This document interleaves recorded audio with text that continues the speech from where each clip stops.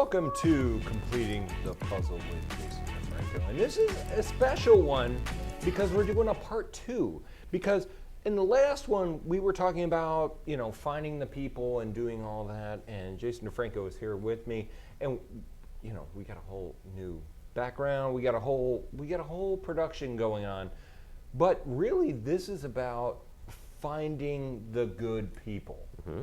And last time, we got halfway through. We talked about finding, capturing, and keeping good people. And we got finding and capturing. We didn't really talk about keeping them. We didn't get into all that. So how do you find, good people? You look everywhere. We talked about, you use all the usual tools, use the internet and stuff, but you've got to use the people you already have to find more people like them. It's forming a tribe. Mm-hmm. You can read anyone's literature on this stuff. You can read Seth Godin about it. You can read a lot of Tim Ferriss's stuff. They all talk about the idea of forming a group of people like you. And when they say people like you, doesn't mean your social strata, doesn't mean your skin color, your religion, your politics. It means people that want to do the kinds of things you're trying to do as a group, as a collective. And there's been a thing over the years where, it's like, I don't want to find people that, I can relate with or anything like that. Like, you're trying to build a business that you think you want those right people around you. So how do you do that? Well, you got to know what you're looking for. We talked about that last time. You can't just place an ad and see what pops up, see if it's any good. You've got to know what you're looking for. You've got to know the characteristics you need, the work ethic, all those kinds of things. But overwhelmingly, you find a person with the right personality, you find a person with the right work ethic, the right, intentional integrity, and you grab them.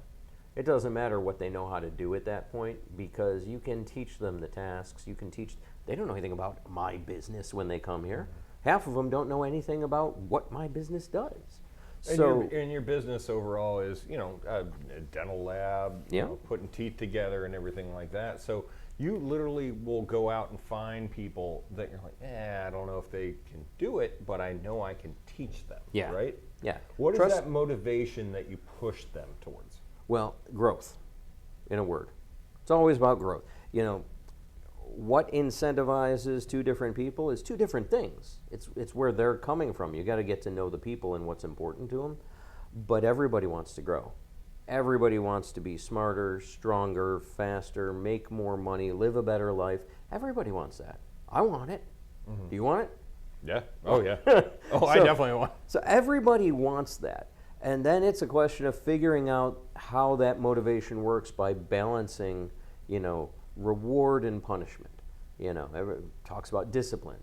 Well, wait a minute. What's discipline? Discipline isn't just attacking people. It's not just hurting people who've done something wrong. Discipline is structure. So discipline doesn't have to be a bad word. It doesn't have to be punishment. Discipline is order, organization, structure. And how do you look at that when you go down to the team and you go down to everybody that you work with or that you're, overall, taking care of? How do you push that? How do you make that motivation of discipline and make them understand that, this is how I want to teach you? They have to know the intent. We get back to that one all the time. If people know why you're doing something, they're much more tolerant even if they're not thrilled with your method. If I'm teaching you how to swim because we're going to be on a ship together and we might get knocked overboard, and I'm being really aggressive in my teaching method, but it's to keep you from drowning if you fall overboard, you're kind of okay with it. You don't mind being pushed because you know why. And if the reason why is a good reason for you and for me, then we can agree that it's okay to be more assertive, more aggressive. Well, how do you make your employees feel they're okay with it? Like, how do you kind of put that in their head that, somebody that's come into this business and we work at a dental lab and it's a different type of business. Mm-hmm. How do you put that in their head that this is how it's supposed to be? I show them success stories because people are motivated by only two things, hope and fear. Fear is the most powerful motivator for survival, but that only gets you so far. Hope is what makes people do great things. Fear will keep them from killing themselves on something dangerous. Right. But hope is what makes them do really incredible things. So it's got to be about hope. So I point out success stories. I point out mine. I mean, I was driving a Chevy with 100,000 miles on it 8 years ago, you know? I don't now. I drive very expensive cars now. And not because I need to, because I like them. You know, it's not an ego stroke, well, I need a better car. But how do you tell them that? I show it to them. I say, look at what I'm driving now. 8 years ago, I was driving a Chevy with 100,000 miles on it, and I did this by choice. I point out other people here. I point out Jason Borden started at minimum wage, and now makes 6 figures and owns a piece of the business because he committed to it. Point out people like Melissa. You know, these people that have gotten exceptional rewards or opportunities through exceptional effort, and that motivates some people. Some people look at something like that and go, I could do that too. Some people look at that and go, yeah, but I'm not them. So you can't, there's no cure-all. There's no one-size-fits-all solution. Right. You got to look at the person you're talking to. You got to know what matters to them. I want it to be a mix of fear and hope, just like raising kids. You want your kids to be afraid of you if they've done something wrong. But other than that, you want them to know they're safe and secure and loved and that you want nothing but the best for them. Employees need the exact same thing. They need to know that my goal is to see them succeed. I'm going to succeed automatically if they succeed. So I don't have to worry about me. I don't have to take care of me. I got to take care of them. And the more successful I can make more of them, the more successful I am automatically. When they buy that statement, it's great. But most people look at you when you say something like that and go, yeah, sure. What's your angle? Well, I mean, obviously, that's kind of a line that you can put out there as a new, you know, we talked about this in the last episode. When you do the orientations, when you bring everybody in, and you actually talk to them, which is crazy. It's like nobody actually does that. You talk to them for about 2 hours, but is that something you're trying to push into them? Is like, this is what we do here? Yeah, this is real. This is us. This is the way I operate. This is the way we operate. That this is a different culture. When you deal with us, you're dealing with something that is right up front. It's in your face sometimes, but it's never behind your back or below the table.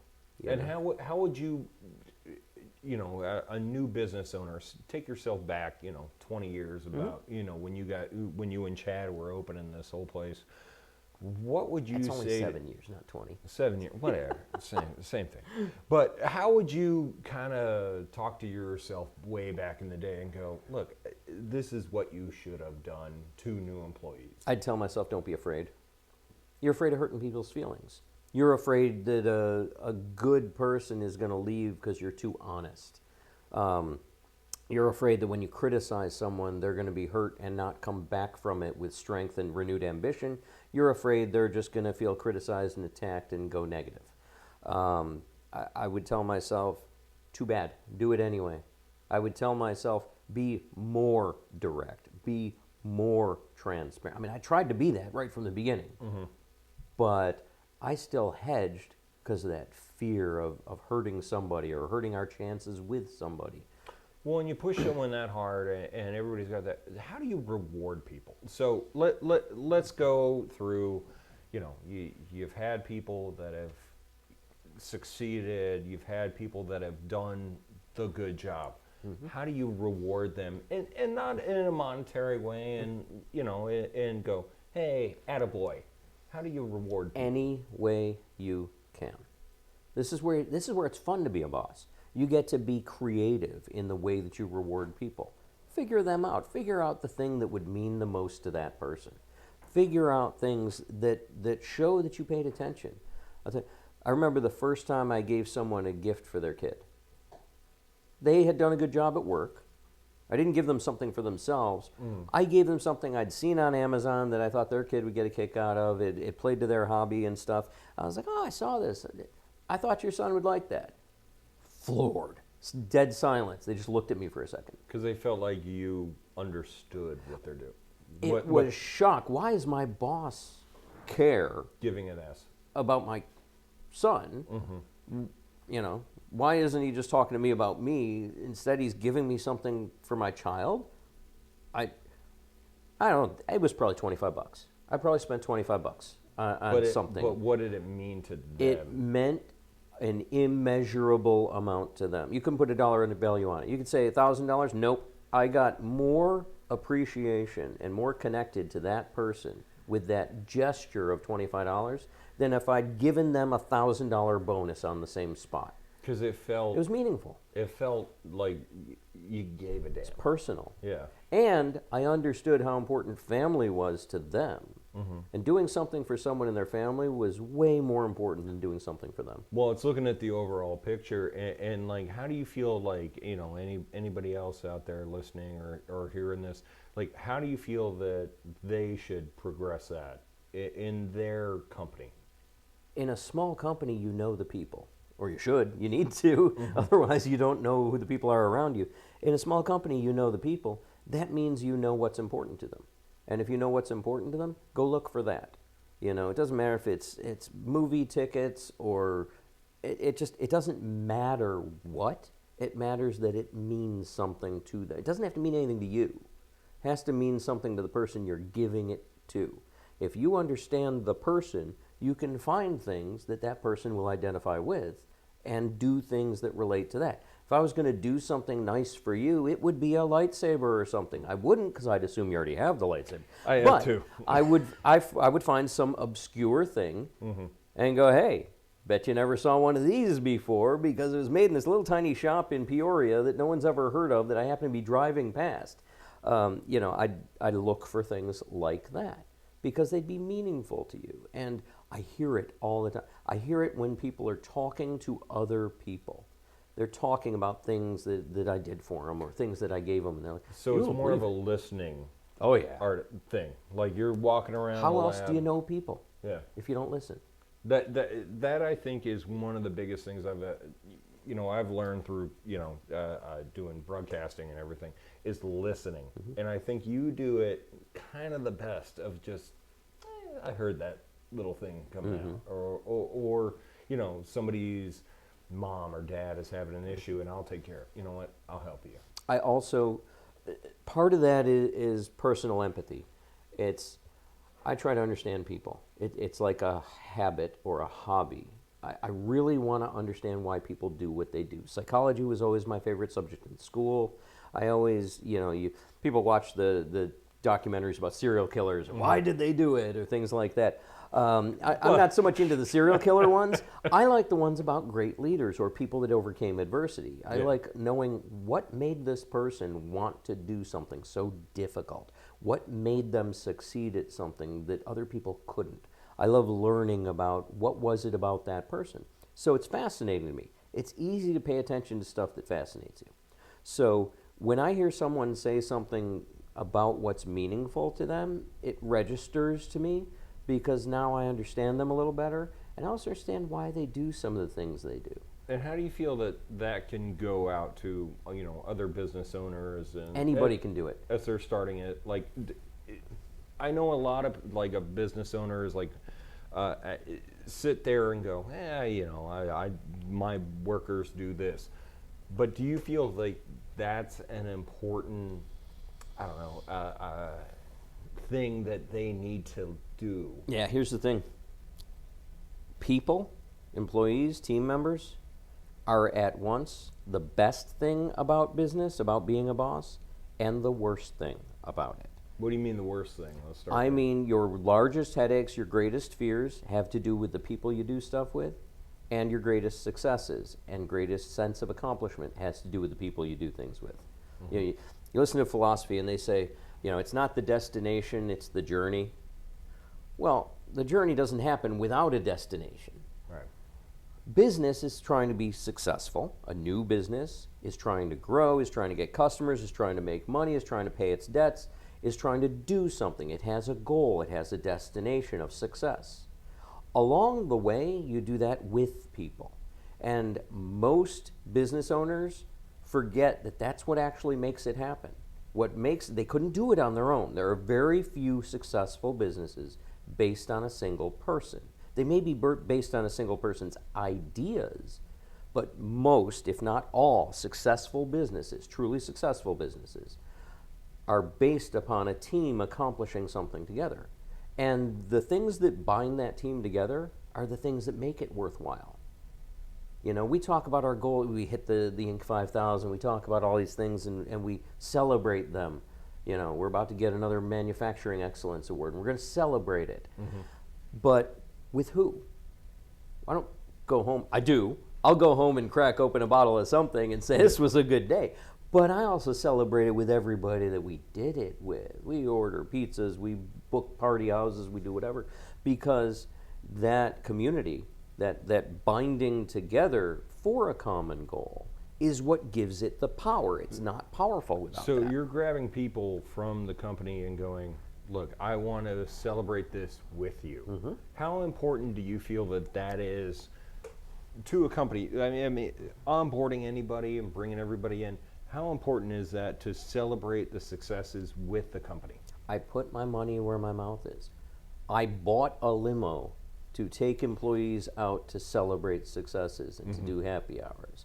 We just bought a luxury box at the arena to celebrate, to take people there. You're talking hundreds of thousands of dollars spent for nothing but celebrating victories.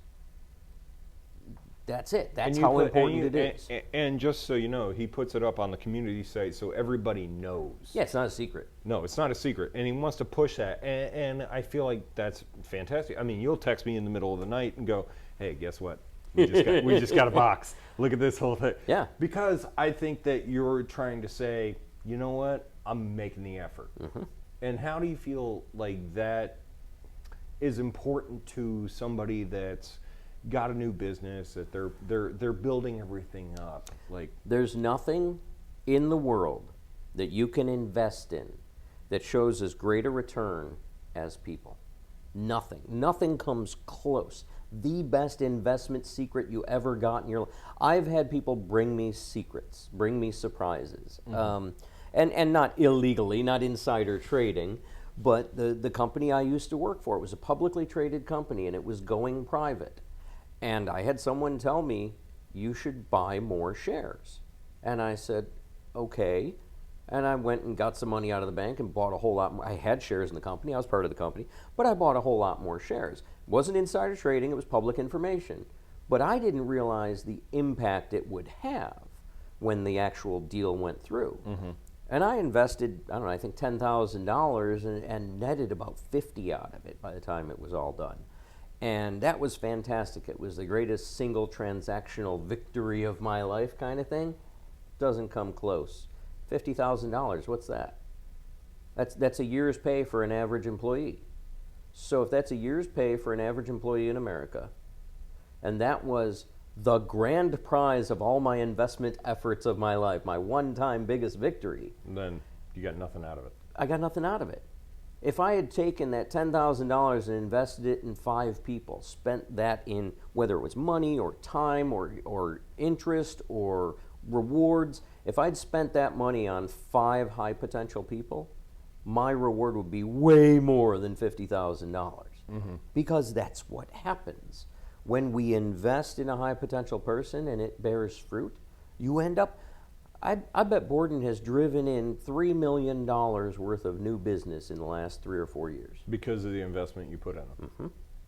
And no that's comparison. Yeah. No comparison. When you see a team member that's maybe new or maybe they call it green under the gills, what do you do to push them? What do you do to incentivize them? And they may not know, you gave somebody a car, you made it, and that. They don't know that. Right. What do you do in that initial thing to push them? I tell them this will probably be the hardest job they've ever had because we're incredibly demanding.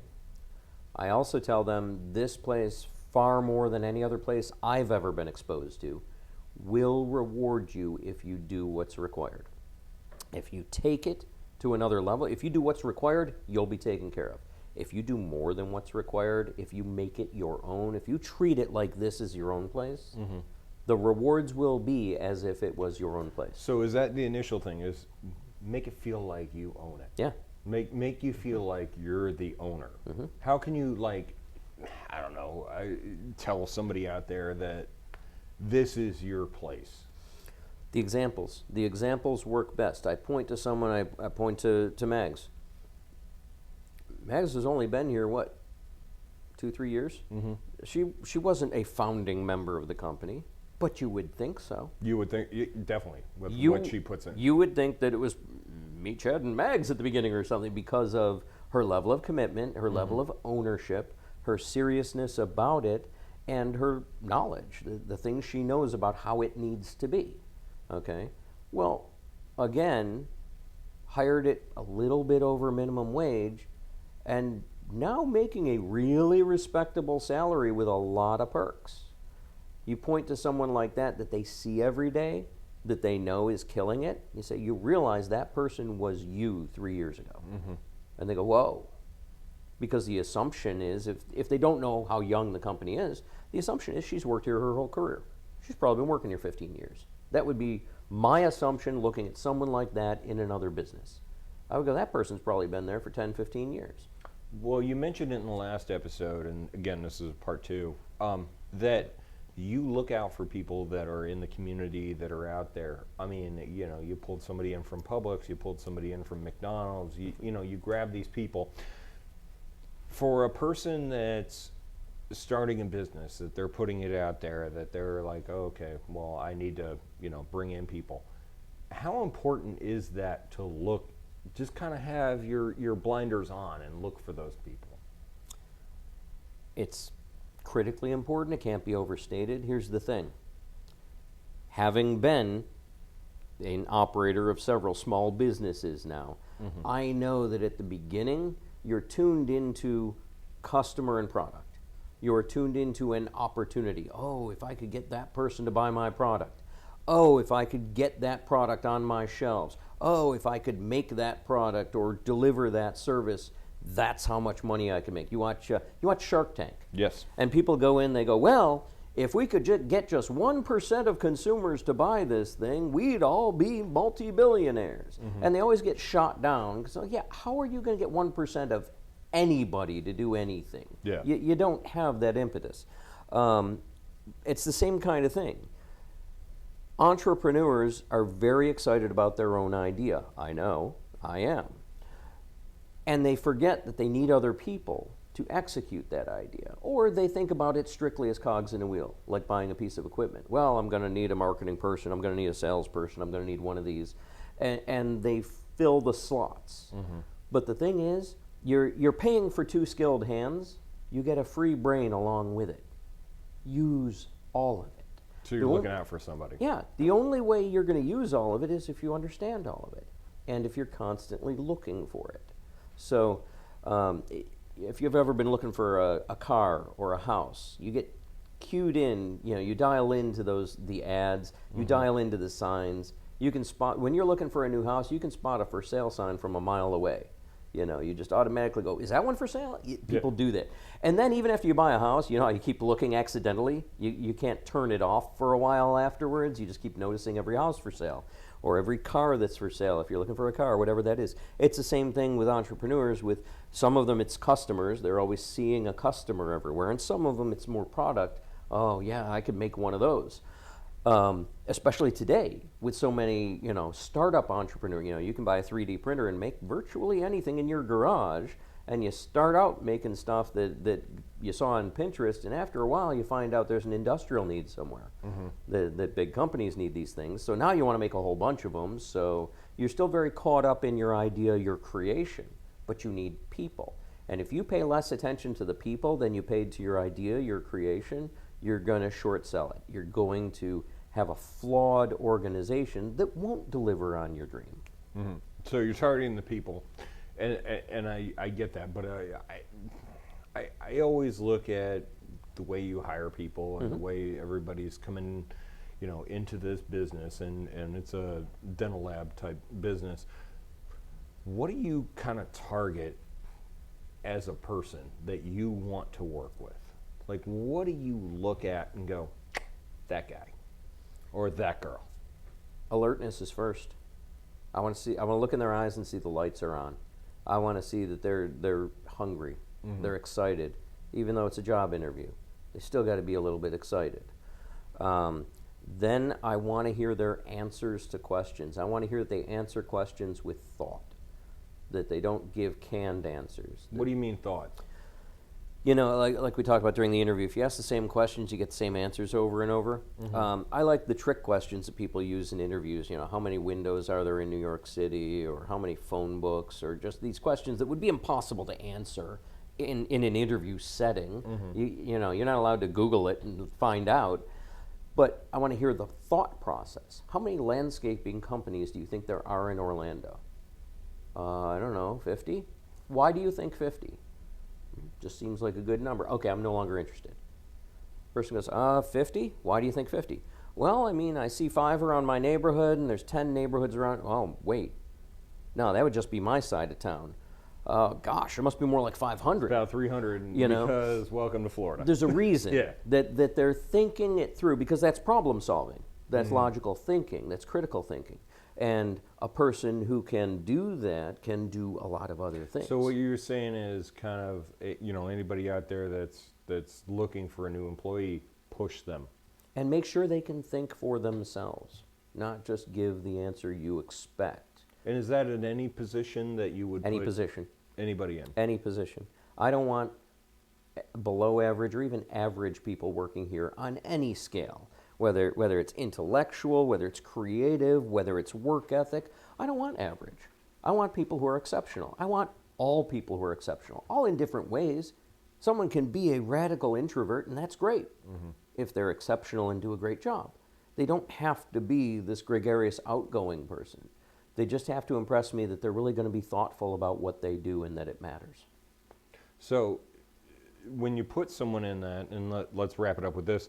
When you're hiring somebody that I think for, you know, whatever position, and whether it's, you know, in the dental lab, whether it's the media department, whether it's, you know, marketing or whatever, what are you pushing them to do from your side as a CEO, as a president, as, you know, the overall, you know, captain of the Tennille? How are you pushing them? In any position. After they're part of the organization? Yes. Back to the hope and fear thing, but if you've ever studied psychology, there's Maslow's hierarchy of needs. That everybody needs basic life needs. They need food, they need clothing, they need shelter, they need those kinds of things. And Maslow's hierarchy is a pyramid, because the amount of people that respond to something gets smaller as you move up the pyramid, and the people that are in a layer decreases as you move up the pyramid. But it goes all the way from I need to eat up to I need to be better than I am today. Self-actualization is the highest point on the pyramid. So do you take people from I need to eat to I need to succeed? Yes. And that's how That's the you goal. kind of push them. That's the goal, is to grow them out of that. First of all, you got to pay them enough so they can pay their bills. And then we can talk about should they make more money or have more opportunities. But then you get to things that deal with their esteem, their sense of self, their sense of self-worth. When you can give someone meaningful work that helps other people, that allows them to grow and improve their life, they're happy. They're always happy. Do you feel like that happiness goes back into the business? Absolutely, 100%. I would rather have happy employees than virtually anything else. Now, not stupidly happy, not happy for stupid reasons. Not giggles or anything. Yeah, I'm not talking about giddiness. I'm talking about sense of self-worth, sense of satisfaction, sense of pride in a job well done, sense that they matter and that they're contributing to something bigger than themselves. I think that what you just said, the sense that they matter, is a big factor in it. And I feel like you kind of push that in that you matter here. Yeah, and as you move up the pyramid, you start with those things, with food, and then you start with safety, that I just need to know I can sleep at night without my house getting broken into. But then you get into community, and community is where it starts to become leverage. You can offer someone some more money to get them to do some more. But that's a very transactional experience, And next time you'll have to come up with some more money to offer them to do something more. And if that transaction is beneficial to both of you, that's a good transaction. Right. I'm not criticizing that. I'm just saying we can do better than that. I'm not saying don't pay people money, give them a good feeling and they'll be fine. No, that's a trap. But you get to belongingness and self-love and sense of community. That's where it starts to generate its own energy. Because people who are part of something larger than themselves, that really feel that they belong, are always happier. Always. Overwhelmingly, you look at psychological studies of people with depression, anxiety, all these kinds of things, and the number one thing you can do, other than a clinical problem that needs medication, is to get them involved in something outside of themselves where they can feel like they're part of it. Not where they can hide in the corner at a wine tasting or something. Yeah. But get them engaged with something that is meaningful to them, with other people who find it meaningful too, and they have this sense of community. Overwhelmingly, all morbidities, all negative experiences in life drop sharply as soon as someone's part of a community. You virtually never see suicides from a person who's engaged in a community. And you feel like you've created a community here with this business? Absolutely, and we keep working on it every day. Yeah. It's our greatest strength. So, and to wrap everything up here for this part 2 of in this episode, what do you feel like you could tell a new business owner that they could create, that environment? What's the that's one easy. thing? How does a community start? Starts with one. So they can be the person. They themselves. When you're starting a business, it's you. It's all you. You're doing the work, you're doing the thinking, you're doing the philosophizing, you're doing it all. And you need to add people. The first thing you need to tell another person is what your philosophy is. You don't need to tell them, well, I'm going to need you to file. You don't need to discuss the job requirements first. The first conversation you need to have is about what you're trying to build and why. And if they can agree with that, then you've got something to start talking about the rest. Boom. I think we're going to end it on that. Welcome to the Completing the Puzzle with Jason DeFranco. I think you wrapped it all up right there. Cool. That was awesome.